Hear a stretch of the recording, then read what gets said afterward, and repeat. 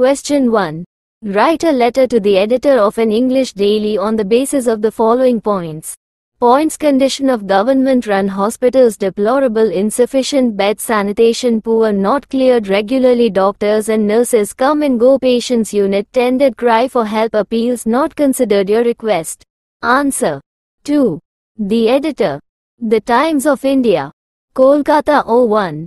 Subject: on the deplorable condition of government hospitals. Sir, I would like to draw the kind attention of our government and venture to express my concerns regarding the deplorable condition of hospitals run by the government.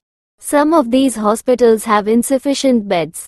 Patients have to lie down on the floor when they are admitted. Even the bathrooms are very dirty and emit a foul smell.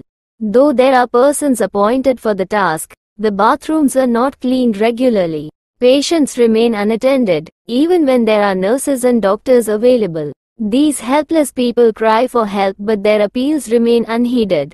Therefore, I request you to publish my letter in your newspaper daily so that the related authorities take necessary steps against these pathetic conditions. Thanking you. Date. Yours faithfully. MD Soyeb, own name.